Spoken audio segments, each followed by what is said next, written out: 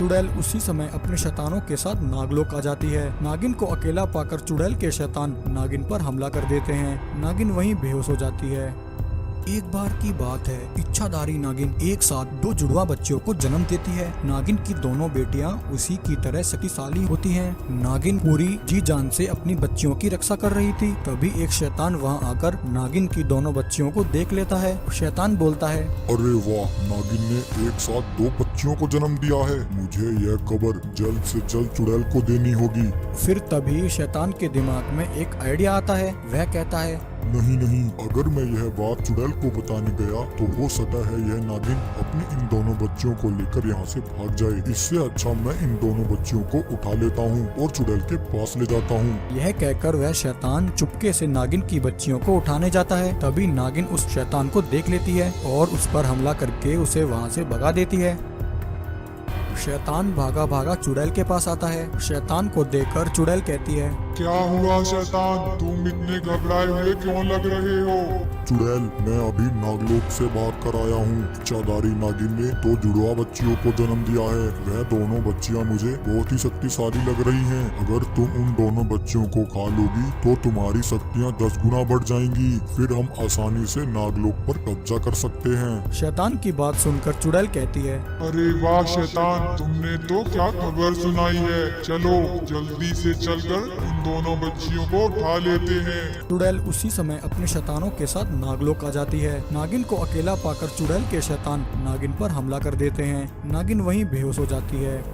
चुड़ैल नागिन की दोनों बच्चियों को उठा लेती है और उन्हें लेकर वहां से भागने लगती है कि तभी नागराज वहां आ जाता है। नागराज देखता है कि चुड़ैल उसकी बच्चियों को उठाकर ले जा रही है। नागराज चुड़ैल पर हमला करता है। नागराज के हमले से दोनों बच्चियां चुड़ैल के हाथों से छूट जाती हैं। चुड़ैल जमीन पर आ गिरती है और नागिन की बच्चियों को तलाश करती है, परंतु चुड़ैल को नागिन की वह दोनों बच्चियां कहीं नहीं दिखती। वहीं धरती लोक पर एक गरीब किसान अपने खेत में खेती कर रहा होता है। तभी वह दोनों बच्चियां उस किसान के खेत में आकर गिरती हैं। किसान उन दोनों बच्चियों को देखकर हैरान हो जाता है और बोलता है, अरे यह दोनों बच्चियां किसकी हैं और मेरे खेत में अचानक से कहां से आ गईं? हे भगवान, यह आपकी कैसी लीला है। मैंने आपसे एक बेटी मांगी थी, आपने तो मुझे दो बेटियां एक साथ ही दे दी। यह कहकर किसान उन दोनों बच्चियों को लेकर अपने घर आ जाता है। किसान उन दोनों बच्चियों की अच्छे से परवरिश करता है। समय बीतता है और वह दोनों लड़कियां बड़ी हो जाती हैं। किसान उन दोनों बच्चियों का एडमिशन पास के स्कूल में करवा देता है।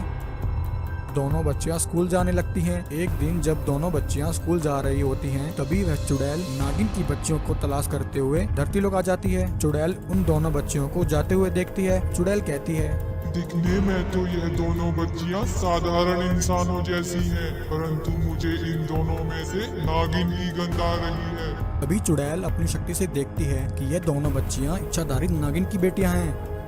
यह देखकर चुड़ैल उन दोनों बच्चियों के पीछे पड़ जाती है। नागिन की एक बेटी ठोकर खाकर जमीन पर गिर जाती है। चुड़ैल उस लड़की को पकड़ लेती है। वहीं दूसरी लड़की भागकर अपने पिता के पास आ जाती है और अपने पिता को सारी बात बता देती है। लड़की का पिता यह सुनकर बहुत दुखी होता है और दुखी होकर एक पेड़ के पास आ जाता है। वहीं उस पेड़ के पास बनी एक बिल में एक नाग नागिन रहते थे। वह किसान उन दोनों नाग नागिन को हर रोज दूध पिलाया करता था। उस दिन जब नाग नागिन दूध पीने के लिए बाहर आते हैं तो किसान को दुखी देखकर वह कहते हैं, अरे किसान, क्या हुआ? तुम आज बहुत दुखी लग रहे हो और तुम आज हमारे लिए दूध लेकर भी नहीं आए। ये नागिन नागराज, मैं दुखी न हूँ तो क्या हूँ। लंबे समय बाद ईश्वर की कृपा से मुझे अपने खेत में दो बच्चियाँ मिली थी। मैं उन दोनों बच्चियों को पाकर बहुत खुश था। मैंने उन दोनों बच्चियों को पाल पोस कर बड़ा किया। आज जब मेरी दोनों बच्चियां स्कूल से घर आ रही थी, तभी एक चुड़ैल ने आकर मेरी बच्चियों पर हमला कर दिया और मेरी एक बच्ची को वह चुड़ैल उठा कर ले गई। यह सुनकर वह नाग और नागिन उसी समय इच्छाधारी नागिन और नागराज में बदल जाते हैं। तभी नागिन और नागराज समझ जाते हैं कि किसान के पास जो बच्चियां हैं वह उन्हीं की बेटियां हैं।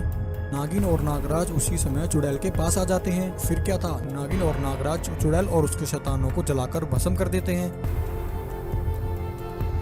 और अपनी बच्ची को लेकर वापस गांव में आ जाते हैं। वहां आकर नागिन और नागराज किसान को सारी बात बता देते हैं। नागराज की बात सुनकर किसान कहता है, नागराज मुझे क्षमा कर दीजिए, आप अपनी दोनों बच्चियों को ले जा सकते हैं। तभी नागराज बोलता है, किसान, तुमने हम दोनों की बहुत समय तक सेवा की है, यह लो, ये सारा सोना तुम रखो और खुशी से अपना जीवन यापन करो। यह कहकर नागिन और नागराज अपनी दोनों बच्चियों को लेकर वहां से चले जाते हैं।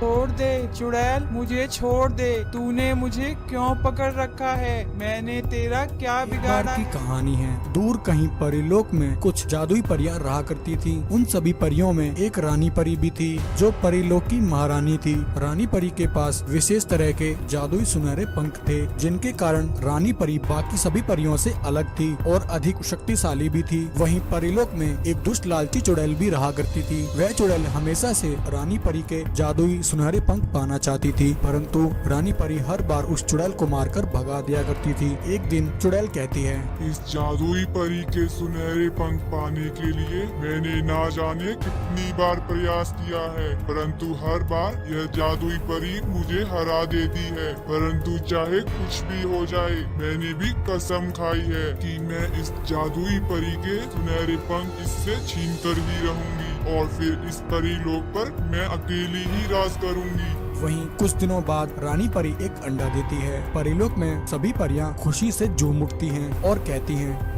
बधाई हो रानी परी, ईश्वर की कृपा से सालों बाद आज आप माँ बनी हैं। कुछ दिनों बाद आपकी संतान आते ही सारे परिलोक में खुशियाँ ही खुशियाँ होंगी।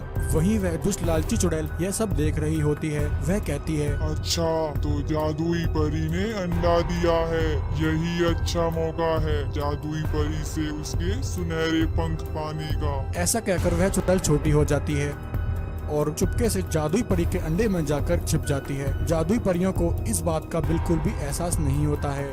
थोड़े ही समय में रानी परी का वह अंडा बड़ा हो जाता है। सभी परियां मिलकर रानी परी की संतान का अंडे से बाहर आने के लिए इंतजार कर रही होती हैं। तभी अचानक उस अंडे के अंदर से वह दुष्ट लालची चुड़ैल बाहर आती है। हा हा हा हा हा हा हा हा। चुड़ैल को देखकर सभी परियां वहां से भाग जाती हैं, परंतु वहीं वह चुड़ैल रानी परी को पकड़ लेती है। रानी परी कहती है, छोड़ दे चुड़ैल, मुझे छोड़ दे। तूने मुझे क्यों पकड़ रखा है? मैंने तेरा क्या बिगाड़ा है? कोई मुझे इस चुड़ैल से बचाओ। चुड़ैल कहती है, रानी परी अब कहाँ भाग कर जाएगी? तेरी सभी साथी सहेलियां तो धोखेबाज निकली, तुझे यहाँ अकेला छोड़कर सब भाग गई। अब तुझे मेरे हाथों से कोई नहीं बचा सकता। ऐसा कहकर वह चुड़ैल रानी परी से उसके जादुई सुनहरे पंख छीन लेती है। रानी परी वहीं बेहोश हो जाती है।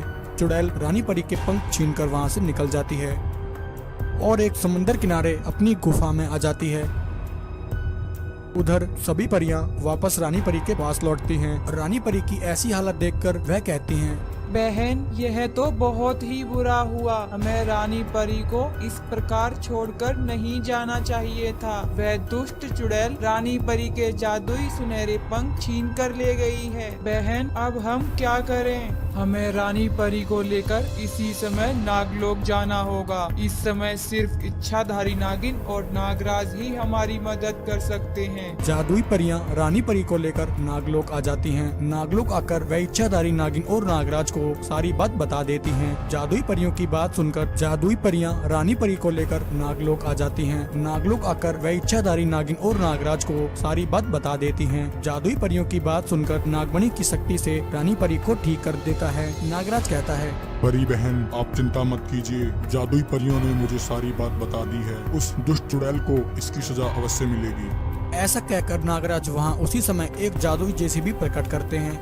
और सभी जादुई परियों के साथ उस जेसीबी को लेकर चुड़ैल की गुफा में आ जाते हैं। जादुई परियों के साथ नागराज को देखकर वह चुड़ैल घबरा जाती है और रानी परी के सुनहरे पंखों को वहीं छोड़कर भाग जाती है। रानी परी को उसके सुनहरे पंख वापस मिल जाते हैं। सभी परियां मिलकर नागराज का धन्यवाद करती हैं।